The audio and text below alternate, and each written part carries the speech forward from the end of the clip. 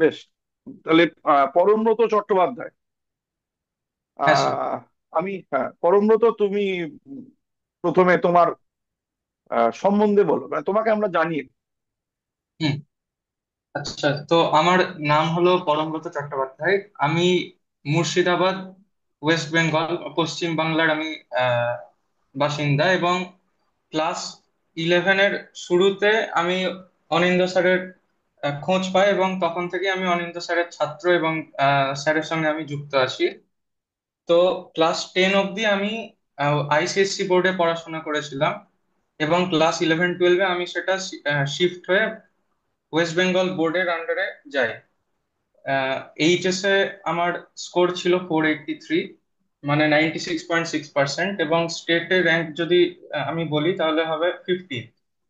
এবং আমি একবারই মানে বোর্ডের সঙ্গে আমি নিটটাও ক্লিয়ার করি, এবং নিটে আমার র্যাঙ্ক ছিল, অল ইন্ডিয়া র্যাঙ্ক ছিল 705।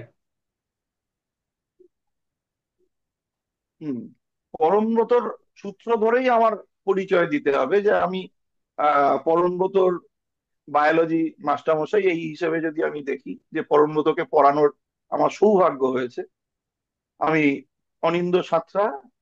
আমি, আমার বাড়িটা, যেহেতু আমরা শুনলাম যে ওর বাড়িটা মুর্শিদাবাদে, বহরমপুরে, আমার বাড়িও হুগলি জেলার শ্রীরামপুরে।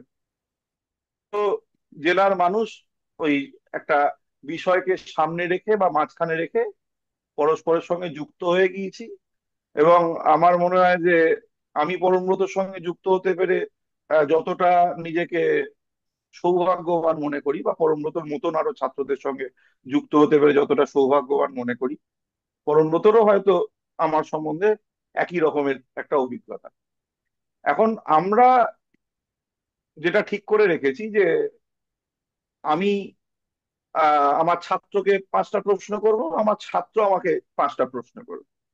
এখন সেই প্রশ্নগুলোর মজা হচ্ছে যে আমিও জানি না পরমব্রত আমাকে কি প্রশ্ন করবে, এবং পরমব্রতও জানে না যে আমি ওকে কি প্রশ্ন করবো। আমরা শুধু এটা ঠিক করে রেখেছি যে 5টা প্রশ্ন আমাদের মধ্যে আদান প্রদান হবে, প্রশ্ন এবং উত্তর। তো পরমব্রতর ইচ্ছা যে প্রথমে ওর প্রশ্নগুলো আমাকে করবে, তারপরে তো আমি আমার প্রশ্নগুলো।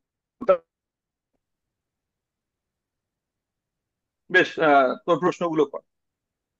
আচ্ছা স্যার, তো প্রথম যেটা, মানে আপনার কাছে ফার্স্ট ক্লাস থেকেই আপনি প্রথম ক্লাসেই বলেছিলেন একটা কথা, সেটা হচ্ছে যে কি আপনার কাছে ক্লাস করার আগে যে টপিকটা আপনি পরের দিন পড়াবেন সেটা নিজে থেকে বাড়িতে একবার পড়ে রাখা উচিত।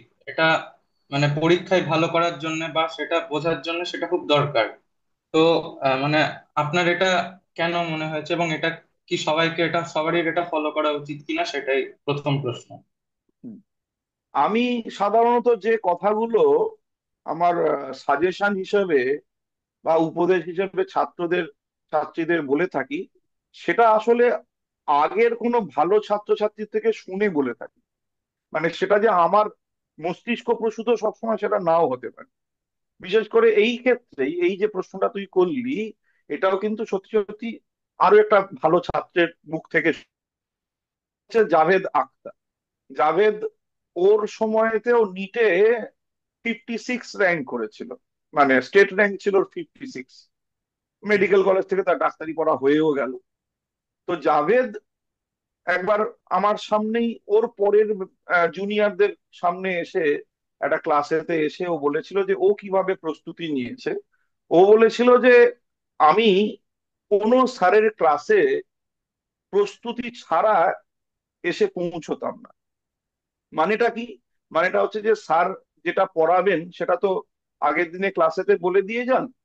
সেই ক্লাসের কি হবে পড়া সেটা আমি আগে নিজে পড়ে রাখি, তারপরে তো আমি ক্লাসটা অ্যাটেন্ড করি। তার ফলেতে কি হয়, আমার কাছে পুরো বিষয়টা অনেক বেশি স্বচ্ছ হয়ে যায়, বুঝতে অনেক সুবিধা হয়। প্রথমে আমি নিজে বোঝার চেষ্টা করি, এবং সেক্ষেত্রে হয়তো আমি 30-40% বুঝি। তারপরেতে যখন আমি ক্লাসটা করছি, তখন স্যারেদের কাছে পড়লে আমার ওটা 90%, 100% পড়া বোঝা হয়ে যায়। সেইটাই আমি পরবর্তী ক্ষেত্রে যখন ওর কাছে শুনেছিলাম, ও 2013-তে নিট কোয়ালিফাই করেছে, তাহলে ওর থেকে শোনার পর থেকে পরের স্টুডেন্টদেরকে আমি এটা বলতে থাকি, তার কারণ আমার মনে হয়েছিল এটা খুবই উপযোগী এবং এটা অবশ্যই সমস্ত ছাত্রছাত্রীর ফলো করা উচিত বলেই আমার মনে হয়। আচ্ছা স্যার। তো আমার দ্বিতীয় প্রশ্ন যেটা সেটা হলো যে কি, আপনি নিট প্রিপারেশনের কোর্সে আমাদেরকে সবসময় কিন্তু এনসিআরটির ওপরই ফোকাস থাকতে বলেছেন, এবং একটা টেন্ডেন্সি থাকে যারা প্রথমবার হয়তো প্রিপারেশন নিচ্ছে এরকম একটা কম্পিটিটিভ এক্সামের জন্য, তো তারা একটা টেন্ডেন্সি থাকে যে এনসিআরটির বাইরে গিয়ে অন্য কোনো বই পড়বো বা এক্সট্রা কোনো পাবলিশারের কোনো লেখা পড়বো। তো এটা কি দরকার, না আমাদেরকে একটা বই স্টিক করে থাকা উচিত, এবং এটা কেন, মানে এনসিআরটিটাকে বেশি গুরুত্ব কেন দিতে হবে? বিষয়টা হচ্ছে কি, যে এই গত কালকে আমাকে আমার এক বন্ধু প্রশ্ন করছিল যে আমার জীবনে কিছু মানে না পাওয়া আছে কিনা, কোনো মানে আমার কিছু না পাওয়া আছে কিনা। তো এই প্রশ্নটা ভাবতে গিয়ে আমি যেটা ভাবলাম বা দেখলাম সেটা হচ্ছে যে আমার যখন আজ থেকে 6-7 বছর আগে আমার সত্যি সত্যি অনেকগুলো না পাওয়া ছিল বলে আমার মনে হতো। যেমন হচ্ছে যে আমার মনে হতো যে আমি পিএইচডিটা করলাম, পোস্ট ডক করবো, বা যে জিনিসটা আমি রিসার্চ হুম। করেছিলাম সেটাকে আমি আরেকটু এক্সটেন্ড করতে পারলাম না, এটা একটা আমার না পাওয়া ছিল। 2 নম্বর না পাওয়া ছিল হচ্ছে যে আমি লেখালেখি করতে চাই, সে লেখালেখি করতে পারছি না। মানে সোজা কথা, সাহিত্য সাহিত্য গল্প লিখতাম, কিন্তু সেটা এই চাকরি বাকরি সংসার ইত্যাদির জন্য জলাঞ্জলি গিয়েছিল, লেখা হচ্ছিল না, একটা না পাওয়া তৈরি হচ্ছিল। তারপরেতে হচ্ছে যে আমি একটু নাটক ফাটক করি, সেই নাটকের চর্চাটা হচ্ছিল না, সেটাও আমার একটা না পাওয়া ছিল।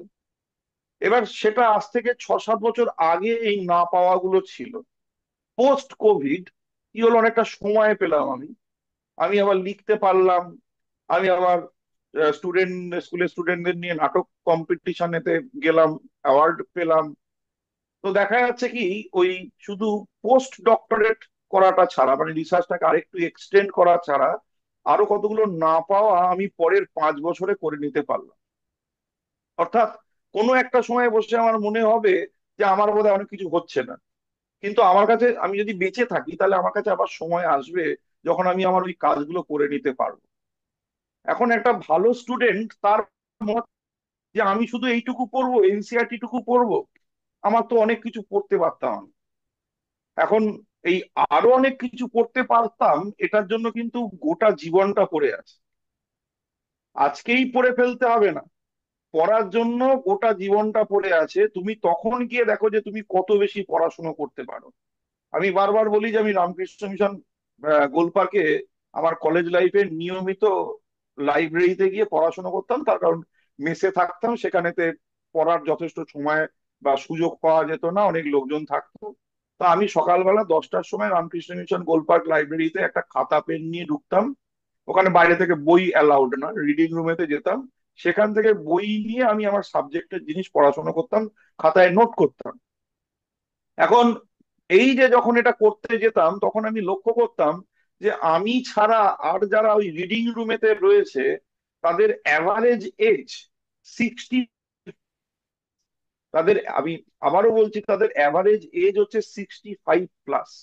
তার মানে তারা কিন্তু পড়াশোনা তখনও চালিয়ে যাচ্ছে। আমি জানি না তাদের ওই পড়াশোনাটা জীবনে কি কাজে লাগবে। তার মানে আমার যদি উদ্দেশ্য হয় জিনিস জানা, তাহলে জানা মানে কিন্তু আমার গোটা জীবন ধরেই সেই জানার সুযোগ রয়েছে। আজকে মনে হচ্ছে আমার এটা হচ্ছে না, হলো না, আমি ওটা পড়তে পারলাম না।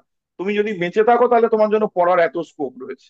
তাহলে এখন আপাতত আমাকে শুধু নিটটা বা যেই মেন অ্যাডভান্সটা কোয়ালিফাই করতে হবে, এইটুকুর জন্য আমাকে আপাতত যেটা করতে হবে সেটা হচ্ছে ঠিক যে যে টেক্সট বইগুলোকে সামনে রেখে পড়াশুনো কথা বলা হচ্ছে, সেটা হচ্ছে এনসিইআরটি টেক্সট বুক। তাহলে আমি ওই এনসিইআরটি টেক্সট বুকে যে টেক্সট টুকু আছে সেই টেক্সট টুকুকে আমি অসাধারণ করে পড়ে নেব, এবং আপাতত আমার যে কাজটা সেই কাজটা মিটিয়ে নেব। তারপর আমি গিয়ে এটা ওটা সেটা আরো কত কিছু পড়তে চাই, পড়ি না কেন, কোনো অসুবিধা নেই। সুতরাং আপাতত যেটা করতে হবে সেটা হচ্ছে সমস্ত কিছু থেকে বাদ দিয়ে আমাকে এই টেক্সট বুকটাকে অসাধারণ করে পড়ে নিতে হবে। এবং আমি তোদেরকে যেটা বলতাম, যে আমাকে প্রথমে মনে রাখতে হবে এনসিইআরটি যত ডেটা এক্সাম্পলস যা আছে সেগুলো। এর পরেতে দেখা যাচ্ছে আমার মাথায় আরো খানিকটা জায়গা খালি আছে, তাহলে হচ্ছে আমি আমার নিজের নাম মনে রাখবো। তারপরেও দেখা যাচ্ছে আমার মাথায় আরো খানিকটা জায়গা খালি আছে, তাহলে আমি বাবা অথবা মায়ের নাম মনে রাখবো। তারপরেও দেখা যাচ্ছে জায়গা খালি আছে, তাহলে মা অথবা বাবার নাম মনে রাখবো। তারপরে তো জায়গা খালি আছে, দাদু দিদা ঠাকুমা আরো যা রিলেটিভস আছে মনে রাখবো। তার মানে এনসিইআরটিটাকে এতটা আমি গুরুত্ব দিতে বলছি যে এইখানেতে যে লাইনগুলো আছে সেই লাইনগুলোই আমার কাছে প্রধান উপজীব্য, তারপরেতে আর বাকি যা কিছু, এমনকি নিজের নামটাও। এটাই।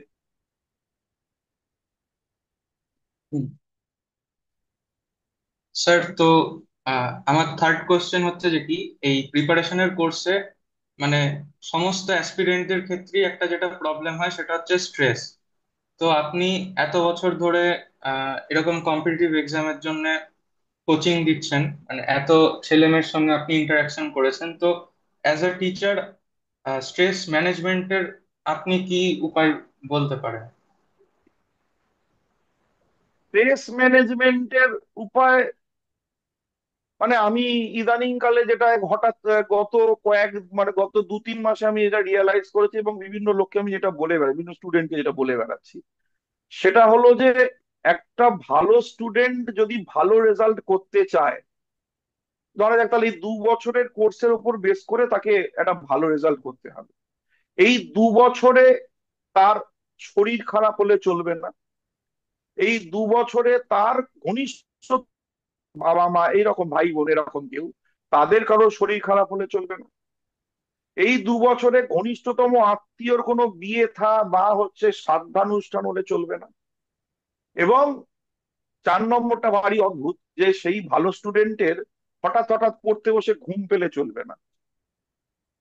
তার কারণ দুজনই ভালো স্টুডেন্ট ধরা যাক, তার মধ্যে একজন হচ্ছে যে আর একজনের থেকে বেশি পেয়ে যাচ্ছে।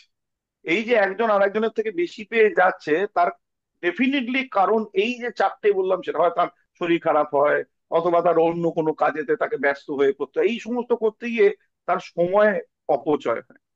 সুতরাং মানে যদি ভগবান বলে কিছু থাকেন, তাহলে তার অশেষ কৃপায় এই ফ্যাক্টর গুলো একটা ভালো স্টুডেন্টকে যদি এফেক্ট না করে, তাহলে সে ভালো রেজাল্ট করতে পারে। এখন দ্বিতীয় কথা হচ্ছে যে আমি একটা ভালো রেজাল্ট করতে চাইছি, এই চাওয়াটা আমার উপরে তো একটা প্রেসার তৈরি করছে কিনা। যে ধরা যাক এই যে চারটে শর্ত আগে বললাম, ওই চারটে শর্ত আমার কোনো সমস্যা করছে না, এবার আমি নিজেই নিজের কাছে সমস্যা হয়ে উঠছি কিনা, যে আমার কাছে এটা একটা প্রেসার তৈরি করছে কিনা। তাহলে এটা বুঝতে হবে যে আমাকে কি মানে আমি নিজেই কি এই রাস্তায় হাঁটতে চেয়েছি, নাকি আমাকে কেউ এই রাস্তায় ঠেলে দিয়েছে। যদি আমাকে কেউ এই রাস্তায় ঠেলে দিয়ে থাকে যে তোকে ডাক্তারি পেতে হবে বা তোকে ইঞ্জিনিয়ারিং করতে হবে, তাহলেই কেবলমাত্র সেই ছেলেটি বা মেয়েটির উপরে তো একটা প্রেশার তৈরি হয়। সেকেন্ড থিং, যদি সেই ছেলেটি বা মেয়েটি নিজে মনে করে আমি এই রাস্তায় হাঁটবো, তাহলে তো সে আশপাশটা দেখতে দেখতে সত্যি খুব আনন্দের সঙ্গে হাঁটতে পারবে। সে পড়তে ভালোবাসে, তার লাভ হচ্ছে উইথ রিডিং, তার পড়াশুনোটা তার ভালো লাগে, তার পড়াশুনো করলে মন ভালো হয়, না করলে সে অস্বস্তিতে থাকে যে কি একটা হয়নি, কি একটা হয়নি, কি একটা হয়নি। আবার যখন সে বইটা খুলে বসে, তার মনটা ভালো হয়ে যায়। সুতরাং আমার মনে হয়েছে, আমি নিজে খুব ভালো স্টুডেন্ট নয়, কিন্তু যে বা যারা ভালো স্টুডেন্ট, তাদের কাছে কিন্তু তার পড়াশোনাটা হচ্ছে তার একটা লাভ, ভালোবাসা। সে পড়তে ভালোবাসে, এবং সে যে পড়ছে, সে পড়ছে যখন, সে তো একটা উদ্দেশ্য সামনে রেখে পড়ছে। এবার সেই উদ্দেশ্যটা মানে মানে যদি আমি এই লাভ যখন বললাম, তখন এই ভালোবাসাটাই আমাদের সোসাইটিতে যেটা হয়, যে একটা ছেলে একটা মেয়ে একজন একজনকে ভালোবাসে, এবারেতে তার কাছে একটা বিয়ে করতে হবে, একটা সংসার করতে হবে, যত তাড়াতাড়ি সম্ভব করতে হবে, এইটাকে একটা চাপ তৈরি করে। যদি এটা একটা চাপ তৈরি করে, তাহলে কিন্তু তারা একজন আরেকজনের সঙ্গে একসঙ্গে থাকবে, এই আনন্দেই ওই চাপটা তাদের কাছে চাপ বলে মনে হয় না। একটা স্টুডেন্ট সে স্বপ্ন দেখছে সে ডাক্তার হবে, তার পড়তে হবে, সে তো ওই ওই বিষয়টার সঙ্গে সে থাকতে চাইছে, ওই বিষয়টার সঙ্গে সে সংসার করতে চাইছে। তাহলে তার কাছে এটা কেন চাপ হবে? সে তো এই পথটাই অত্যন্ত আনন্দের সঙ্গে, অত্যন্ত ভালোবেসে এই কাজটা করতে থাকবে, এবং একদিন তার সঙ্গে তার আহ পড়াশোনাটার, সেটা ডাক্তারি হোক বা ইঞ্জিনিয়ারিং হোক বা কোনো নর্মাল ডিগ্রি কোর্সের পড়া হোক, সে একটা ভালো কলেজে, প্রেসিডেন্সি কলেজে, যাদবপুর ইউনিভার্সিটিতে বা জেএনইউ তে, এরকম কোন একটা জায়গায় সে পৌঁছতে চাইছে। তার মানে তো সেখানে থেকে গিয়ে সে সংসার পাততে চাইছে। সুতরাং তাকে সংসার পাততে হবে, এইটা আমার মনে হয় না যারা ওই লাভ লাইফের মধ্যে থেকেছে তাদের কাছে এটা খুব বেশি প্রেসার হয়ে দাঁড়িয়েছে। এই চাপটা তাদেরকে কিন্তু আনন্দের সঙ্গেই অতিক্রম করতে হয়েছে, এবং যখন ফাইনালি তারা সংসারটা করতে পেরেছে তখন তারা ওই আনন্দটা পুরোপুরি অনুভব করতে পেরেছে বলে আমার মনে হয়। হুম। হ্যাঁ স্যার, তারপর হচ্ছে যেটা বোর্ড ভার্সেস নিট, এই ক্ল্যাশ একটা দেখা যায় স্টুডেন্টদের মধ্যে, বিশেষ করে যারা ফ্রেশার, মানে রানিং ইয়ারে পাওয়ার কথা ভাবছে, তো তাদের জন্য আপনি কি বলবেন? হুম। বিষয়টা হচ্ছে যে আমি কি করতে চাইছি। আমি একটা কম্পিটিটিভ এন্ট্রান্স ক্র্যাক করতে চাইছি, নাকি আমি বোর্ডে ভালো রেজাল্ট করতে চাইছি। এবারেতে প্রশ্ন হচ্ছে যে আমি যদি কম্পিটিটিভ এক্সাম ক্র্যাক করতে চাই, শুধু সেইটাকে ফোকাস করে পড়ি, তাহলে কি আমার বোর্ডের রেজাল্ট ভালো হয়ে যাবে সঙ্গে সঙ্গে? অথবা উল্টো প্রশ্নটা, যে বোর্ডের আমি ভালো রেজাল্ট করতে চাইছি, তাহলে বোর্ডের মতন করে আমি পড়াশোনা করছি, তাহলে কি আমার কম্পিটিটিভ এক্সামের রেজাল্টটাও ভালো হয়ে যাবে? আমি বলবো যে প্রথম প্রশ্নটার উত্তরটা খানিকটা হলেও হ্যাঁ। মানে আমি যদি একটা কম্পিটিটিভ একমুখী পড়াশুনো করি, তাতে করে আমার বোর্ডের রেজাল্টটা ভালো হয়ে যাওয়ার সম্ভাবনা আছে বা প্রবল।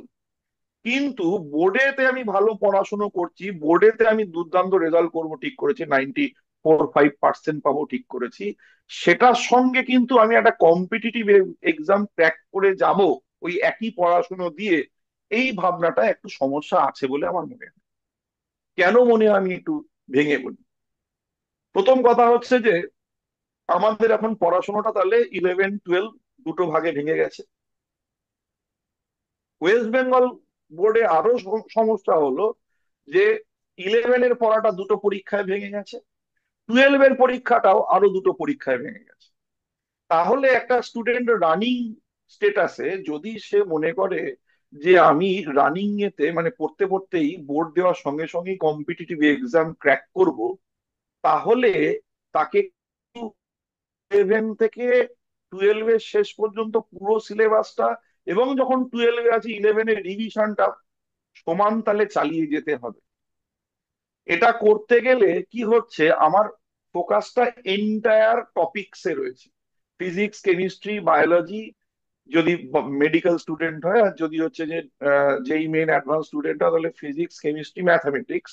আমাকে 11 থেকে 12-এর শেষ পর্যন্ত পুরো সিলেবাসটায় ফোকাস করতে হচ্ছে, এবং কোনো টপিককেও সামান্যতম নেগলেক্ট না করে পুরোটাতে ফোকাস করতে হচ্ছে। হোয়ারাজ আমি যদি বোর্ডেতে ভালো রেজাল্ট করতে চাই, বোর্ডে আমি 95% পেতে চাই, তাহলে আমাকে বেস্ট অফ ফাইভ, মানে ধরা যাক সেটা ফিজিক্স, কেমিস্ট্রি, বায়োলজি, সঙ্গে বাংলা, ইংলিশ বা যার যে সাবজেক্ট কম্বিনেশন রয়েছে, সেই পাঁচখানা সাবজেক্টে তাকে ইকুয়াল ফোকাস করতে হচ্ছে। এবং সেটা শুধু 12-এর পড়াটাতে ফোকাস করলেই কিন্তু তার 12-এর রেজাল্টটা ভালো হচ্ছে। সুতরাং 12-এর রেজাল্টটা ভালো করো, তাহলে বোর্ডেতে ক্লাস 12-এ যে যে টপিক গুলো রয়েছে আমার আমার সেগুলো পড়লেই হয়ে যাবে, এবং সেখানে আবার দুটো ল্যাঙ্গুয়েজ ফ্যাক্টর রয়েছে, মানে ফার্স্ট ল্যাঙ্গুয়েজ, সেকেন্ড ল্যাঙ্গুয়েজ। তা আমি যখন নিটের জন্য পড়াশোনা করছি বা যেই মেইন অ্যাডভান্সের জন্য পড়াশোনা করছি, তখন কিন্তু আমার ফোকাস এনি 3 সাবজেক্টস, এবং সেটা কিন্তু আবার 11 থেকে 12 পর্যন্ত। সুতরাং সেখানেতে আমার একটু ল্যাঙ্গুয়েজ নেগলেক্টেড হয়ে যেতেই পারে। ল্যাঙ্গুয়েজ নেগলেক্টেড হয়ে গেলে অটোমেটিক্যালি আমার পার্সেন্টেজটা 90+ না থেকে ওটা 85-80-তে চলে আসতে পারে। কিন্তু আমাদের স্কুলের যিনি বাংলা টিচার ছিলেন, দিলীপ বাবু, উনি একটা অসাধারণ কথা বলতেন যে একটা ভালো স্টুডেন্ট যে ম্যাথসে 95 পেয়েছে, সে কখনোই বাংলায় 25 পেতে পারে না। সে ডেফিনেটলি বাংলাতেও 65-75-ই পাবে। সুতরাং একটা ভালো স্টুডেন্ট যে একটা কঠিন এক্সামের জন্য, একটা কম্পিটিটিভ এক্সামের জন্য ফোকাস করছে, সে কিন্তু বোর্ডের এক্সামেতে 85%, 90%-এর মতন নাম্বার অনায়াসেই তুলতে পারে। হ্যাঁ, সেটা 95% হবে কিনা আমি জানি না, কিন্তু 85 থেকে 90% তার নাম্বার হতেই পারে, এবং হয়ও। ওয়ারাজ যে স্টুডেন্ট বোর্ডেতে র্যাঙ্ক করছে বা বোর্ডেতে দারুণ রেজাল্ট করেছে, প্যারালালি সে যেই মেন যেই অ্যাডভান্সে বা হচ্ছে যে নিটে, যেই মেন বলবো না, যেই অ্যাডভান্সে বা নিটে র্যাঙ্ক করে গেছে, এটার প্রপোর্শনটা কম, এটার প্রবাবিলিটিটা কম। ঠিক আছে, এটার প্রবাবিলিটিটা কম। সুতরাং আমার মনে হয় যে আমরা আমাদের ছোটবেলায় এরকম একটা কথা প্রচলিত ছিল যে আহ, তোমার ওই ঝন্টুর জন্য প্রস্তুতি নিলে পল্টু অটোমেটিক্যালি হয়ে যাবে। ঝন্টু হচ্ছে যেই জয়েন্ট এন্ট্রান্স, আর পল্টু ছিল হচ্ছে পলিটেকনিক এক্সাম। তাহলে যেই প্রিপারেশনটা অনেক হার্ড ছিল, পলিটেকনিকের কোয়েশ্চেন প্যাটার্ন, তার অ্যাপ্রোচটা ছিল অনেকটা সহজ। তা আমাদেরকে বলা হতো যেই জন্য প্রিপারেশন নিলে পলিটেকনিক পল্টুটা অটোমেটিক্যালি হয়ে যাবে। বা যারা ডাব্লিউবিসিএস এর জন্য প্রিপারেশন নেয়, যারা ডাব্লিউবিসিএস ক্র্যাক করতে চাইছে, দে আর অ্যাকচুয়ালি প্রিপেয়ারিং ফর ইউপিএসসি। ওরা আসলে ইউপিএসসির জন্য যদি প্রিপেয়ার করে যে আমি আইএএস আইপিএস হব, এইটা যদি ফোকাস থাকে, তাহলে অটোমেটিক কিন্তু ডাব্লিউবিসিএস ক্র্যাক করবার প্রবাবিলিটি বেড়ে যাচ্ছে। সুতরাং আমি যদি কঠিনতর কাজটার জন্য নিজেকে প্রস্তুত করি, আমার মনে হয় বোর্ডের নাম্বারটা 90%, যেটা এটা মনে হয় সহজতর, এটা হয়ে যেতে পারে বা হয়ে যাওয়া উচিত। সুতরাং কিন্তু বোর্ড ফোকাস করলে কিন্তু এদিকে আসা একটু চাপের হয়ে যাচ্ছে, কারণ বোর্ডে আমাকে 5খানা সাবজেক্ট নিয়ে ভাবতে হচ্ছে, যেটা আমাকে কিন্তু এখানে ফোকাসটা একটু ডাইভার্টেড। আর একটা তো সমস্যা আছেই, সেটা হচ্ছে যে একটা কোয়েশ্চেন এলে সেটার আনসার, তাহলে লেখা একটা আলাদা আলাদা আর্ট। আমার এখানেতে এমসিকিউ শুধু কনসেপ্ট ক্লিয়ার থাকলে আমি সেই কনসেপ্ট দিয়ে একটা এমসিকিউ আনসার করে ফেলতে পারি, সেখানে আমাকে কিন্তু এক্সপ্রেস করতে হচ্ছে না। আমি যেটা ভাবছি আমার আনসারটা এক্সপ্রেস করতে গেলে আমার কিন্তু লেখার ব্যাপারে তো যথেষ্ট দক্ষতা থাকতে হবে। সেটাও কিন্তু বোর্ডেতে নাম্বার তুলতে গেলে একটা অন্য অন্য অ্যাঙ্গেল চলে আসছে, যেটার সঙ্গে আমার কম্পিটিটিভ এক্সাম মিলছে না। এই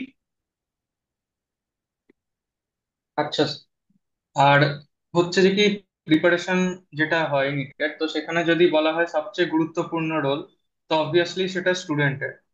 আর তাছাড়া টিচারদেরও রোল আছে, কিন্তু এই পডকাস্টটা নিশ্চয়ই অনেক মানে মা বাবারাও দেখবেন, তো সেই কথাটা মাথায় রেখে আপনাকে জিজ্ঞেস করছি যে প্যারেন্টসদের কি ভূমিকা থাকা উচিত এই প্রিপারেশনের কোর্সে। আমি আমি আসলে সব খুব কঠিন কঠিন, পেরেন্টদের মারাত্মক ভূমিকা থাকতে হবে। এই যে যে ফোকাসটা আমি সেট করলাম, সেই ফোকাসটাতেই আমাকে স্টিক করতে হবে। মানে এটা সব থেকে ভালো উদাহরণ বলি, আমি সবসময় আমার দিদি এবং আমার ভাগ্নেকে নিই। আমার দিদি আমার ভাগ্নের পড়াশোনার পিছনে খুবই টেন্স। মানে ও 5 থেকে 10 পর্যন্ত, ক্লাস 10 পর্যন্ত যখন পড়াশোনা করছে, যে তার 2 নাম্বার কম হলে পরীক্ষায় দিদি কান্নাকাটি শুরু করে দেয়, মানে কান্নাকাটি শুরু করে, লিটারালি কাঁদে, পরীক্ষা খারাপ হয়েছে, জল বেরোয় চোখ দিয়ে। এবার যখন ইলেভেনেতে এলো, যখন প্রসঙ্গটা এলো যে ও একটা কম্পিটিটিভ এক্সামের জন্য থাকবে এবং আমি যেরকম বলবো সেরকম করবে, আমি প্রথমেই শর্ত রাখলাম আমার দিদির কাছে, আমার নিজের দিদি কিন্তু, যে ও ইলেভেনে কোনো একটা পরীক্ষায় ফেল করতে না, 12-এ উঠেও কোনো একটা ইন্টারমিডিয়েট এক্সামেতে ফেল করতে পারে, ও বোর্ডেতে 75 কি 80% পেতে পারে, কিন্তু কান্নাকাটি করলে আমি দায়িত্ব নিতে পারবো না। তোমাকে আগে এটা প্রমিস করতে হবে যে এই যে যে কথাগুলো বললাম, যে ইলেভেনে কোনো সাবজেক্টে ফেল করতে পারে, 12-এ উঠে কোনো সাবজেক্টে ফেল করতে পারে, বোর্ডেতে 75% কি 80% পেতে পারে, এই ক্ষেত্রে তুমি চোখের জল ফেলবে না। তবে গিয়ে আমি ওর দায়িত্ব নেব, ওকে কোথায় কোথায় কি করতে করতে পাঠাবো সেটা আমি দেখবো। সুতরাং বাবা মাকে এটা বুঝতে হবে যে আমাকে যদি একটা ভালো কিছু অ্যাচিভ করতে হয়, আমায় কিছু সাধারণ জিনিস স্যাক্রিফাইস করতে হবে। কোনগুলোকে আমি সাধারণ জিনিস বলছি? ইলেভেনের ক্লাসের মাঝখানে কোনো পরীক্ষাকে আমি সাধারণ জিনিস বলছি। আজকেও সেমিস্টার হয়ে যাওয়ার পরেও ইলেভেনে যে ফার্স্ট সেমিস্টার, সেকেন্ড সেমিস্টার, এই দুটো সেমিস্টারকে আমি সাধারণ জিনিস বলছি। কেন সাধারণ জিনিস বলছি, তার কারণ এই গুলোতে আমি যদি খারাপ রেজাল্ট করি, তাতে করে আমার 12-এ ওঠা আটকায় না। খারাপ মানে 40%, 50% ছিল আমি। আমি অতটুকুই হচ্ছে খেয়াল রাখছি, ফোকাস করছি 11-এর পরীক্ষায়, যাতে করে আমি 11 থেকে 12-এ উঠে যাই।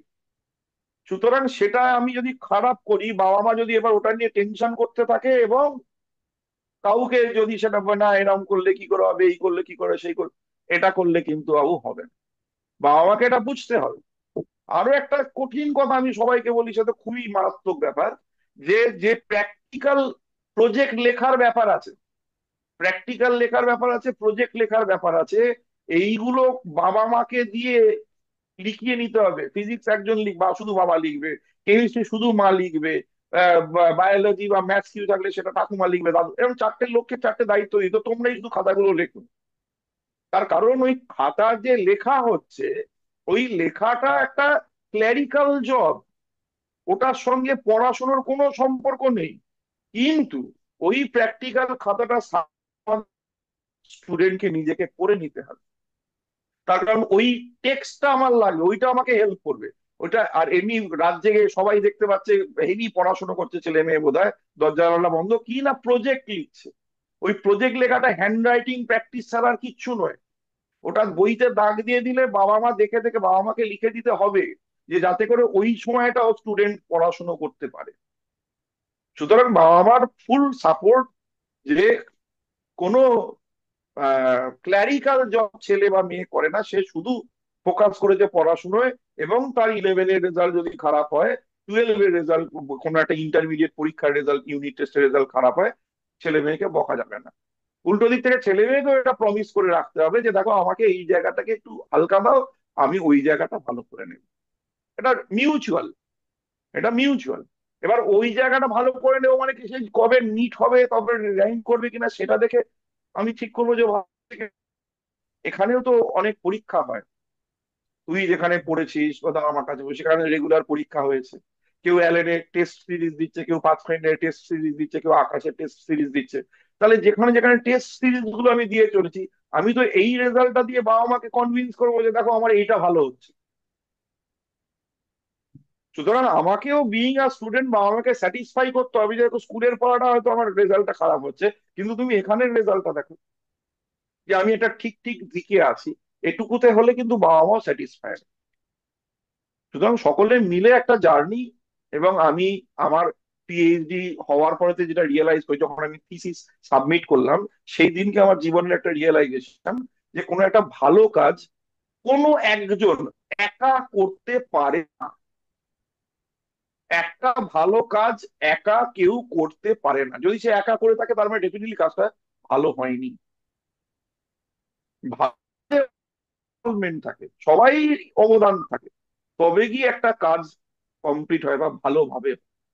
সেটা আমার মনে হয় যে তুই এই যে জায়গাটায় পৌঁছেছিস, এটা তুই অনেক বেশি ভালো রিয়েলাইজ করেছিস। তো এটা এটা রিয়েলাইজেশনের ব্যাপার, যে ওই জায়গাটা ভালো জায়গাটায় পৌঁছেছে, সে যদি একটু পিছনে ফিরে 5 মিনিট তাকায়, 5 মিনিট পিছনে ফিরে তাকায়, তাহলে সে দেখতে পাবে যে সে একা কাজটা আসলে করেনি, অনেকেরই অবদান ছিল। হ্যাঁ, সে কাজটাকে রিপ্রেজেন্ট করে। এই যে আমি পিএইচডি থিসিসটা জমা দিয়েছি, ওটা তো আমি করেছি, থিসিস সাবমিশন করেছি। কিন্তু ওই থিসিসটা বাবাই করতে, থিসিসের মেটেরিয়ালটা রেডি করতে, ওটা ভাই আমি একা করে উঠতে পারতাম না। ওটা সকলের অবদানের থেকে কাজটা হয়েছে। এটাই। এবার এবার আমি আমার প্রশ্নগুলো করবো, তাই তো? হ্যাঁ স্যার। হ্যাঁ স্যার। আচ্ছা। হ্যাঁ, তাহলে পরমব্রতকে প্রথম প্রশ্ন, একটা স্বপ্ন, এবং তারপর সেই স্বপ্ন থেকে আজকের বাস্তবেতে ওই এইমসে পৌঁছে যাওয়া। হুম। তাহলে আমি যখন স্বপ্নটা দেখেছিলাম, তখন নিশ্চয়ই আমি তো সব ঘর কোথায়, বাড়ি, দরজা জানলা, এগুলো তো আমার কাছে জানা ছিল না। আমি একটা স্বপ্ন দেখেছিলাম। তারপর আমি একটা জায়গায় পৌঁছেছি, যে জায়গাটায় পৌঁছানোর স্বপ্ন ছিল। এখন এই দুটোকে তুলনা করলে কিরকম লাগছে, ভাবনার সঙ্গে বাস্তবের কতটা মিল এখন বা অমিল? হ্যাঁ স্যার, তো আহ, প্রথম কথা, এক কথায় বলতে গেলে ভালো লাগছে, কারণ 2 বছর মানে যা কিছু করেছি আর কি, পড়াশোনা সবই এই দিকটা ফোকাস করেই করা। এবং হ্যাঁ, তারপর মানে একটা যেটা ভাবনা থাকে যে কি আমার, যারা প্রিপারেশন নিচ্ছে যে 2 বছর আমাকে এত কিছু স্যাক্রিফাইস করতে হচ্ছে আমার স্বপ্নটা পূরণ করার জন্য। আমার বন্ধুরা হয়তো ঘুরে বেড়াচ্ছে, রেস্টুরেন্টে যাচ্ছে, সেখানে আমি কোথাও কোনো পার্টি অ্যাটেন্ড করছি না, ঘরে বসে পড়ছি। সেটা যেমন একটা দিক, কিন্তু তারপর যখন স্বপ্নটা পূরণ হচ্ছে, আমি কলেজে আসছি, তো তখন যে আনন্দটা হয়, সেটা একটা কিন্তু অন্য মাত্রার আনন্দ। সেটা পেতে গেলে ওই মানে পরিশ্রমটা করতে হবে। তো সেই জন্য ভালোই লাগছে। এবং সবাইকে আমি সেটাই বলবো যে কি এখন যারা প্রিপারেশনটা নিচ্ছে, মানে ডু নট ফিল ডিমোটিভেটেড। যদি তোমার মনে হয় যে কি আমি অন্যদের থেকে অন্যরকম ভাবে আমি নিজের লাইফকে এনজয় করতে পারছি না, সেটা নয়। যখন স্বপ্নটা বাস্তবে পরিণত হবে, মানে there will B lot of scope for enjoyment. তো এখন প্রিপারেশনটা ঠিকভাবে নাও, এবং পরে স্বপ্নটা সফল হলে সেটা ভালো লাগবে। হ্যাঁ, আর মানে আমি, এটা যেমন একটা দিক, এবার এই স্বপ্নের জায়গাটায় তুই পৌঁছেছিস, তোর ভাবনার হ্যাঁ। সঙ্গে সেই স্বপ্ন আপাতত যে 1 সপ্তাহ কতটা মিলছে আর কি। আচ্ছা, তো হ্যাঁ, একটা মানে এই জায়গাটা পৌঁছেছি, এবং এইটা মানে স্যারদের কাছে বা বাবা মা, মানে তাদের কাছে একটা গর্বের বিষয়। এবং 1 সপ্তাহ এখানে ক্লাস করেছি, এবং যেটা সত্য মানে সত্যি কথা যেটা, সেটা হচ্ছে যে কি এখানে এসেও কিন্তু মানে পড়াশোনার মধ্যেই থাকতে হবে। আহ তো মানে ওই পড়াশোনার বাইরে যাওয়া যাবে না। আর মানে বাস্তবে বলতে গেলে এখানে পরিবেশ তো সবই ভালো। বেশ, বেশ। আচ্ছা, দ্বিতীয় প্রশ্ন হচ্ছে যে, এই যে আমরা শুরু করলাম আমরা কোথা থেকে এসছি সেটা বলে, আমি বললাম আমি শ্রীরামপুরকে রিপ্রেজেন্ট করছি, তুই বহরমপুরকে রিপ্রেজেন্ট করছিস, মানে আমরা দুজনেই সেই অর্থে দেখতে গেলে কলকাতার বাইরের লোক, তাই তো? তাহলে প্রশ্নটা এটা যে, এই কলকাতার বাইরে থেকে একটা শহরের থেকে বা আরেকটু প্রত্যন্ত জায়গায় থেকে আমি একটা বড় স্বপ্ন দেখছি, এটা এটা কি মানে কোনো অসুবিধা তৈরি করেছে তোকে, তোর ক্ষেত্রে? না স্যার, মানে এখনকার প্রেজেন্ট পার্সপেক্টিভ যদি আমি দেখি, তো এখন ইন্টারনেটের যুগে, মানে যেটা আগেকার দিনে একটা ধারণা ছিল যে কি এমন কিছু সেন্টার আছে যেমন কোটা বা কলকাতা, যেখানে আমাকে যেতে হবে যদি আমি আমার এরকম একটা নিট এর মতো পরীক্ষাতে আমি যদি ভালো ফল করতে চাই, তবে এরকম একটা জায়গায় আমাকে যেতে হবে। তখন সেটা মানে যথেষ্ট রিজন ছিল, কারণ সেই সময় যে রিসোর্স অ্যাভেলেবিলিটি সেটা কম ছিল। কিন্তু এখনকার দিনে রিসোর্সের দিক থেকে আমার মনে হয় না কোনো সমস্যা আছে। মানে একদম কোন একটা ছেলে যদি গ্রামে বসেও পড়াশোনা করে, তার হাতে যদি একটা মোবাইল ফোন থাকে এবং সেখানে যদি ইন্টারনেট কানেকশন থাকে, সেটার পজিটিভ ইউজ করে কিন্তু সে সমস্ত রিসোর্স যেটা নিট প্রিপারেশনের জন্য দরকার, ইনক্লুডিং টেস্ট সিরিজ হতে পারে, ক্লাস হতে পারে, সবই সে অ্যাক্সেস করতে পারবে। মানে কোটাতে বা কলকাতায় বসে একটা ছেলে যা পড়ছে, তার সঙ্গে কোনো পার্থক্য হবে না। তো প্রিপারেশনের ক্ষেত্রে কিন্তু এখনকার দিনে কোনো রিজিয়ন, মানে রিজিয়নালি যেখান থেকেই তুমি বিলং করো না কেন, সেটা কোনো প্রবলেম কজ করবে না। এবার ধরা যাক আমি ধর 3 ঘন্টা ক্লাস করাচ্ছি, এই যে 3 ঘন্টা টানা একটা অনলাইন ক্লাস, যেখানে নাকি তোর আশেপাশে কেউ নেই, ফিজিক্যাল ইন্টারাকশন নেই, সেটা কি তোকে কোনোভাবে অসুবিধায় ফেলেছে? মানে এই প্রসঙ্গ ধরে এই প্রশ্নটারই আর একটা এক্সটেনশন আর কি। হুম। স্যার, পার্সোনালি যদি বলি, আমার ক্ষেত্রে অসুবিধা হয়নি, কিন্তু অনেকের ক্ষেত্রে এটা থাকে, কারণ তাদের হয়তো ফিজিক্যালি টিচারকে সামনে দেখে ক্লাস করা অভ্যেস, সেই ক্ষেত্রে প্রথম দিকে সমস্যা হতে পারে। বাট এগেন মানে তোমাকে অ্যাডজাস্ট করে নিতে হবে অ্যাকর্ডিং টু ইয়োর সার্কামস্ট্যান্স, তুমি কিরকম জায়গায় আছো, তোমার স্বপ্নটাকে সফল করার জন্য সেটা অ্যাডজাস্ট করে নিতে হবে। আর সমস্যার কথা যদি বলি, আহ, মানে যেরকম একটা ধারণা থাকে যে কি অফলাইন ক্লাসে পড়াটা যত ভালো হয় অনলাইন ক্লাসে ততটা ভালো হয় না, এটা কিন্তু একেবারেই ভুল একটা ধারণা। বরং মানে অনলাইন ক্লাসটা যেরকম আপনিও বলতেন যে কি it is actually a good thing. যদি স্টুডেন্ট অনেস্ট হয় তাহলে এটা অনেক লাভের একটা জিনিস, কারণ তার যাতায়াতের সময়টা বেঁচে যাচ্ছে, সে তার কমফোর্ট জোনের মধ্যে থেকেই পড়াশোনা করতে পারছে তার ঘরে বসে। তো সেইটা একটা মানে মারাত্মক অ্যাডভান্টেজ। সেইটাকে ইউজ করাই দরকার, মানে যতটা সম্ভব। এবং হ্যাঁ, কোনো সমস্যা এটা কজ করবে না, আমার বিশ্বাস। ঠিক। আচ্ছা, তারপরের প্রশ্ন যেটা, সেটা হচ্ছে যে যেরকম প্রশ্ন তুই আমায় করেছিলি একই প্রশ্ন তোকে আমি ঘুরিয়ে করছি, যে এই নিট পাওয়ার জন্য কি এনসিইআরটি একমাত্র স্টুডেন্ট হিসাবে, মানে ফিজিক্স কেমিস্ট্রি বায়োলজির ক্ষেত্রে, হুম। নাকি অন্য কোনো বই সঙ্গে আরো পড়তে হয়েছে? হ্যাঁ, তো আমি বায়োলজি দিয়ে শুরু করছি। তো বায়োলজির ক্ষেত্রে প্রথম দিকে, মানে আমি আহ, সত্যি কথাটাই বলছি, প্রথম দিকে আমি আরো দু একটা পাবলিশারের বই ঘাটাঘাটি করেছিলাম।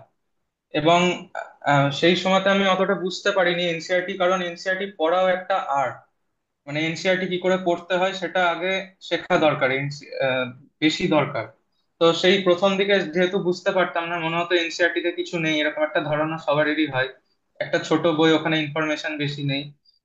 সেই ক্ষেত্রে তখন একটা অন্য বই পড়ার টেন্ডেন্সি চলে আসে। কিন্তু তারপর যখন মক টেস্টের বিভিন্ন কোশ্চেন ফেস করতে লাগলাম, কোথায় ভুল হচ্ছে দেখলাম, তারপর আপনার ক্লাসেও আপনি মানে কিভাবে এনসিআরটি থেকে কোশ্চেন গুলো যেভাবে আপনি ফ্রেম করতেন, তো সেইগুলো দেখে দেখে আস্তে আস্তে বুঝতে পারলাম যে কি এনসিআরটি টা ওপর ওপর পড়লে হবে না, we have to read between the lines. মানে এনসিআরটি টা একটা মানে বিশাল মানে যে গ্রামাটিক্যাল পোর্শন আছে এনসিআরটি তে, সেটা বা সমস্ত কিছু, সেটাকে ধরতে পারাও কিন্তু একটা বিরাট বড় ব্যাপার। এবং সেই রিয়েলাইজেশনটা যখন আমার হলো যে কি এনসিআরটি টাকে এইভাবেও পড়া যায়, এবং এনসিআরটি তে যা আছে সেটা কোথাও কম নয়, বরং অন্যান্য বইয়ে যা আছে তার থেকেও বেশি আছে এনসিআরটি তে সেভাবে দেখতে গেলে। তো সেই ক্ষেত্রে তখন থেকে আমি এনসিআরটি পড়তে শুরু করি। এবং আমার মক টেস্টে যে নাম্বার আসতো সেটাও কিন্তু এনসিআরটি পড়ার পর থেকেই ইমপ্রুভ করে। তো সেখানে আমি বলবো যে কি অন্য বই পড়লে যেটা হয় সেটা হচ্ছে যে কি এনসিআরটি তে কোনো একটা ফ্যাক্ট আছে, অন্য বইয়ে কোনো একটা ফ্যাক্ট আছে, এবং সেখানে ক্ল্যাশ হয়ে যায়, আমরা এমসিকিউ করার সময় হয়তো ভুল হয়ে যেতে পারে। তো এই সমস্ত প্রবলেম গুলো ইগনোর করার জন্য এনসিআরটি টা পড়তে হবে। এবং এই বছরের নিটের কোশ্চেনও যদি আমি দেখি, এনসিআরটির বাইরে থেকে কিন্তু কোনো কোশ্চেন আসেনি। এবং প্রিভিয়াস কয়েক বছরের কোশ্চেন অ্যানালাইজ করলেও আমরা সেটা বুঝতে পারছি। তো যখন আমি শিওর যে কি এনসিআরটির বাইরে এনটিএ কোশ্চেন করবে না বায়োলজির ক্ষেত্রে, তো সেই ক্ষেত্রে আমার মনে হয় এনসিআরটিটাই পড়া দরকার। বাইরে গিয়ে কোনো দরকার নেই বাইরে কিছু পড়ার। সেকেন্ড, যদি আমি কেমিস্ট্রির কথা বলি, তো কেমিস্ট্রি বেসিক্যালি তিনটে ভাগ আছে: ফিজিক্যাল, ইনঅর্গানিক আর অর্গানিক। ফিজিক্যাল কেমিস্ট্রির ক্ষেত্রে কনসেপ্টটা বেশি ইম্পর্টেন্ট, কারণ ওটা অনেকটা অঙ্কের মতো। তো ফর্মুলা কি করে, ফর্মুলা গুলো মনে রাখা, অঙ্কটা দেখে চিনতে পারা যে কি কোন ফর্মুলা আমাকে ইউজ করতে হবে, তো এগুলো অনেকটা প্র্যাকটিসের উপর ডিপেন্ড করে। তো এই ক্ষেত্রে এনসিআরটির থেকে বেশি আমাকে প্র্যাকটিসটা করতে হবে। এনসিআরটি অবশ্যই পড়তে হবে একবার, কিন্তু ফিজিক্যাল কেমিস্ট্রি যেটা, সেক্ষেত্রে যত বেশি আমি প্র্যাকটিস করব আমার ফিজিক্যাল কেমিস্ট্রিটা তত স্ট্রং হবে।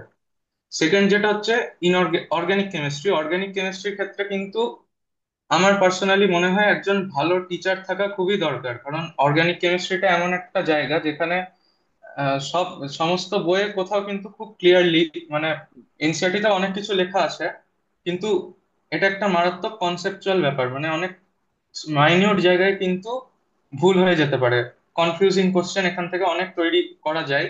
সেই কারণে এমন একজন স্যার যিনি একদম বেসে গিয়ে সমস্ত রিয়াকশন মেকানিজম বা বেসিক কনসেপ্টস গুলো ক্লিয়ার করছেন, এরকম একজন স্যারের দরকার। এবং ক্লাস নোটস এর পাশাপাশি এনসিআরটি পড়তেই হবে, কারণ অনেক ইনফরমেশন আছে যেগুলো এনসিআরটি থেকে ডাইরেক্টলি তুলে দেয়। থার্ড যেটা হচ্ছে ইনঅর্গানিক কেমিস্ট্রির ক্ষেত্রে, ইনঅর্গানিক কেমিস্ট্রি পড়াটা এবং বায়োলজি এনসিআরটি পড়া একদম একই রকম। বায়োলজিতেও যেমন এনসিআরটির ক্ষেত্রে লাইন বাই লাইন আমাকে মনে রাখতে হবে। আমাকে যদি কোনো একটা লাইন কেউ বলে, আমার মনের মধ্যে সেটা স্ট্রাইক করবে কোন মানে কোথায় এনসিআরটি পেজের ওপরে আছে না নিচে আছে, মানে এনসিআরটিটা পুরো একদম যেটা ফটোগ্রাফিক্যালি আমার মাথার মধ্যে যেন থাকে। সিমিলারলি ইনঅর্গানিক কেমিস্ট্রির ক্ষেত্রেও কিন্তু একইভাবে পড়তে হবে এনসিআরটিটা, line by line, word to word সমস্ত কিছু মনে রাখতে হবে, এটাই কেমিস্ট্রির ক্ষেত্রে বলবো। এবং ফিজিক্সের ক্ষেত্রে হচ্ছে কনসেপ্টটা বেশি ইম্পর্টেন্ট এনসিআরটিতে। হ্যাঁ, এনসিআরটিটা ফিজিক্সের ক্ষেত্রে পড়ে বোঝা একটু সমস্যার, কারণ অত ক্লিয়ারলি লেখা নেই। কিন্তু মানে যারা পড়ছে তারা বুঝতে পারবে যে ওই চ্যাপ্টারের শেষে পয়েন্টস টু পন্ডার এবং সামারি বলে দুটো পোর্শন থাকে প্রত্যেকটা চ্যাপ্টারের শেষে। নিটের ক্ষেত্রে যে থিওরিটিক্যাল কোশ্চেন গুলো আছে ফিজিক্সে, সেগুলো কিন্তু ম্যাক্সিমাম ওখান থেকেই হয়। তো চ্যাপ্টারের ভেতর আমি পড়ছি কি পড়ছি না তার বাইরে, দ্যাট ইজ সেকেন্ডারি, কিন্তু এই points to ponder and summary ফিজিক্সের ক্ষেত্রে অবশ্যই পড়তে হবে। আর তাছাড়া ফিজিক্সের ক্ষেত্রে মানে অঙ্ক প্র্যাকটিস করাটা কিন্তু একটা হ্যাবিট পরিণত করতে হবে, এবং ফিজিক্সের ক্ষেত্রে আমি বলবো যতটা পারা যায় এক্সপ্লোর করা দরকার। এবং নিট 2025-এ যেরকম লেভেল ছিল ফিজিক্সের, তো একটু মানে কনভেনশনাল যে লেভেল কোশ্চেনের নিটে, তার বাইরে একটু বা তার উপরে গিয়ে একটু প্র্যাকটিস করা যেতে পারে। তার জন্য ডিসি পান্ডে, সেনগেজ এরকম বা অ্যালেনের মডিউল, যে কোনো কোচিং এর মডিউল প্র্যাকটিস করা যেতে পারে। Very good. হ্যাঁ, মানে আমি এটা আগে বলতাম, আমি যখন এই কোয়েশ্চেন কি তৈরি করতে, আনসার কি তৈরি করতে হয়, তখন আমি অনেক যারা ফিজিক্স এর আনসার কি তৈরি করছে আমারই পাশে বসে, কেউ কেমিস্ট্রি আনসার কি তৈরি করছে, আমি হয়তো বায়ো টিমেতে রয়েছি, তো সেখানে তো একটা আলোচনা চলতে থাকে যে ফিজিক্স এর মধ্যে আলটিমেটলি দেখা যাচ্ছে প্রত্যেক বছরেই 45টার মধ্যে 21টা 22টা কোয়েশ্চেন তারা বলছে এনসিইআরটি আছে, বাকিটা তো যেমন হচ্ছে যে তোমার অ্যাপ্লিকেশন বেস নিউমেরিক্যাল কোয়েশ্চেন সেগুলো আছে। উল্টো দিকে কেমিস্ট্রিতে হচ্ছে তারা কিন্তু বলছে 45 কোয়েশ্চেন এর মধ্যে 42 খানা কোয়েশ্চেন এনসিইআরটির কাছে পিঠেই ঘুরে ফেরা আছে। সুতরাং এটা জরুরি বিষয় যে আমাকে নিতে হবে, এটা তোরও রিয়েলাইজেশন, তাই তো? হুম। হ্যাঁ স্যার। হ্যাঁ, আচ্ছা আচ্ছা। এর পরের যে প্রশ্নটা সেটা হচ্ছে যে মানে এটা অন্য স্টুডেন্টদের খুব জরুরি, মানে স্টুডেন্টদের প্রশ্নটা থেকে আমার প্রশ্ন না, যে তোর কি মনে হয় যে একদম নির্দিষ্ট একটা পড়ার শিডিউল তৈরি করে একটা মানে স্ট্রিক্ট কি বলে যে ফ্রেমের মধ্যে থেকেই পড়াশোনা করতে হবে, নাকি নিজের মতন করে যেমন তেমন করে খুশি যখন ইচ্ছা হচ্ছে পড়ছি, যখন পড়ছি না এরকম করে পড়ে ভালো রেজাল্ট করা যায়, কি মনে হয়? হ্যাঁ স্যার, তো এটা প্রথম কথা যেটা বলবো যে কি শিডিউল মানে যদি কেউ ভাবে যে কি আমি কোনো ইউটিউব ভিডিও বা কোনো দাদার সাজেশন নিয়ে আমি একটা শিডিউল বানালাম, এই সকাল 8টা থেকে 10টা হ্যাঁ অব্দি আমি হ্যাঁ ফিজিক্স পড়বো, তারপর কেমিস্ট্রি হ্যাঁ পড়বো, হ্যাঁ এটা কিন্তু হ্যাঁ সবার ক্ষেত্রে মানে ম্যাচ করবে না। কারণ অনেকের হ্যাঁ মেন্টাল ক্যাপাবিলিটিস অন্যরকম হয়। কারো কাছে হয়তো হ্যাঁ ফিজিক্সটা হ্যাঁ সহজ লাগে, তাহলে সে ফিজিক্সে কম সময় দেবে। কারোর কেমিস্ট্রি সহজ লাগে, সে কেমিস্ট্রিতে কম সময় দেবে। তো এই শিডিউলটা হ্যাঁ বানানোর ক্ষেত্রে অন্য কারোর আহ, মানে গাইডেন্স নেওয়ার দরকার নেই। আমার নিজের যেটা, আমাকে আমার during the course of preparation আমি বুঝে যাবো আমার কোন সাবজেক্টটা উইক, কোনটাতে আমার বেশি টাইম দিতে হবে, সেই হ্যাঁ হিসাবে আমাকে সেই ওরিয়েন্টেড পড়াশোনা করতে হবে। এবং হ্যাঁ যদি আমি বলি কতক্ষণ দিনে পড়াশোনা করতে হবে, সেই হুম, ক্ষেত্রে মানে এটা পার্সেন্ট টু পার্সেন্ট ভ্যারি করে। তাও আমি বলবো যে কি 2 বছরেরই একটা মানে 2 বছর আমি মাথায় রেখে খাটছি যখন, তখন দিনে মিনিমাম 10 ঘন্টা পড়াশোনা মনে হয় করা উচিত। মানে হয়তো কারোর মনে হতে পারে যে কি আমি অন্যদের থেকে একটু বেশি ফাস্ট লার্নার, আমি তাড়াতাড়ি শিখে যাই, কিন্তু তাও একটা কনসিস্টেন্সি রাখার জন্য দিনে 10 ঘন্টা করে পড়াশোনা করা উচিত। মানে একদিন 8 ঘন্টা পড়লাম, একদিন 6 ঘন্টা, একদিন 18 ঘন্টা 14 ঘন্টা পড়ে দিলাম, তারপর দুদিন পড়তে পারলাম না, এরকমটা যেন না হয়। ডিসিপ্লিন থাকতে হবে, কনসিস্টেন্ট থাকতে হবে, সেটা বেশি ইম্পর্টেন্ট। এবং হ্যাঁ, সকালে উঠে আমি কি করব, দুপুরে কি করব, দ্যাট ইজ ফ্লেক্সিবল, সেটা তুমি নিজের মতো চেঞ্জ করতে পারো। কখন আমি ব্রেক নেব সেটা চেঞ্জ করতে পারো তুমি। একটা সেট অফ অবজেক্টিভ তুমি সেট করে নাও, মানে আগের দিন রাতে শুতে যাওয়ার আগে, যদি পরের দিন আমি ফিজিক্সে এই এই টপিক কভার করব, বায়োলজিতে এই এই টপিক কভার করব, কেমিস্ট্রিতে এটা এটা। এবং আহ, সেটা যে রোজ হবে এমনটা নয়। মানে হয়তো প্রথম প্রথম যখন তুমি ট্রাই করবে, দেখবে যে কি 10টা পয়েন্ট যদি তুমি লিখেছো, এই 10টা টপিক আমি পড়বো, তার মধ্যে হয়তো 5টা হয়েছে। কিন্তু আস্তে আস্তে সেটা বাড়বে যত তুমি অ্যাকাস্টম হবে সিস্টেমটার সাথে। তো এটাই বলছি যে শিডিউলটা মানে ওই ফিক্সড শিডিউলের থেকে আমি কি কি অবজেক্টিভ আমি দিনের শেষে সেটাকে মিট করতে পারছি কিনা এটা আমাকে দেখতে হবে। এবং ওই একটা কতক্ষণ আমি রোজ পড়বো সেই টাইমটা আমাকে ডিসিপ্লিন ওয়েতে মেনটেন করতে হবে। মানে 10 ঘন্টা, এবং আমি 10 ঘন্টা কি করে দেবো, মানে কেউ রাতে পড়তে পছন্দ করতে পারে, কেউ সকালে উঠে, সেটা পার্সোনালি ভ্যারি করবে। এটাই। হুম, হুম। আর যেটা শেষ জানবার সেটা হচ্ছে যে আমি তো হয়তো মানে আমি তোর হয়ে বলছি আর কি, যে আহ, আমি তো ধরা যাক পৌঁছে গেছি একটা জায়গাতে, একটা জায়গাতে পৌঁছে গেছি। আমি এইমস বা আমি মেডিকেল কলেজে পড়তে চেয়েছিলাম, আমি পৌঁছে গেছি, নিট ক্র্যাক করেছি। যদি আমি এটা করতে না পারি, না পারতাম, তাহলে আমি কি করতাম? মানে তুই কি করতিস আর কি? হ্যাঁ, স্যার, এখানে আপনি যে কথাটা বলেছিলেন সেটা আমি আবারও বলছি। এখানে প্রিপারেশনটা যখন আমি নিতে শুরু করেছিলাম, আমাকে নিজেকে রিয়েলাইজ করতে হবে কি এটা আমার নিজের প্যাশন না আমার উপর এটা ফোর্স করে দেওয়া হয়েছে। যদি এটা আমার উপর একটা বার্ডেন হয় এই নিটে অ্যাপিয়ার করা, সেই ক্ষেত্রে যদি কেউ ফেল করে তার ফার্স্ট অ্যাটেম্পটে, তার মনের মধ্যে কিন্তু একটা ডিমোটিভেশন চলে আসবে, সে হয়তো আর এটার জন্য ফার্দার প্রিপারেশন নেবে না। কিন্তু কারোর যদি এটা প্যাশন থাকে যে সত্যি আমি আহ, ডাক্তার হতে চাই, আমি এমবিবিএস করতে চাই, তো সেই হুম, ক্ষেত্রে কিন্তু মানে ড্রপ নেওয়াটা খারাপ কিছু নয়। বাট একটা জিনিস যেটা মাথায় রাখতে হবে যে কি আমি ড্রপ যখন নিচ্ছি, মানে আমি যে ভুলগুলো করেছি আগের 2 বছরে আমার প্রিপারেশনের সময়, সেগুলো আমি রিপিট করব না। এই যে মানে প্রমিসটা, এটা কিন্তু নিজের কাছে করতে হবে। এবং তখন সেই প্রমিসটা করলে তবেই কিন্তু ড্রপ ইয়ারটা নেওয়া মানে মিনিংফুল হবে। তাছাড়া মানে এটা এক একটা মানে ইয়ার লস হবে, তাছাড়া কিছুই না। তো সেই মোটিভেশনটা যদি থাকে, আমি আমার ভুলগুলো রিপিট করব না। এবং মিস্টেক্স গুলোকে আমি I will accept my mistakes and I will try to মানে মানে আই উইল ট্রাই টু কি বলবো মানে ওই ঠিক করার চেষ্টা করব মিস্টেক্স গুলোকে, তাহলে ড্রপ নেওয়া যেতে পারে। মানে তুই বলছিস যে তোর যদি এই বছর নিটের র্যাঙ্ক নাও আসতো, তুই তাহলে হ্যাঁ, আর হ্যাঁ, এক বছর নিটের হ্যাঁ, জন্য প্রস্তুতি হ্যাঁ, নিতিস, এটাই তোর ভাবনার মধ্যে ছিল, তাই তো? মানে হ্যাঁ, হ্যাঁ, আলটিমেটলি তোর তোর লক্ষ্য ছিল যে আমি ডাক্তারি পড়বো। ডাক্তার, হ্যাঁ স্যার। হ্যাঁ, ডাক্তারি পড়বো, হ্যাঁ।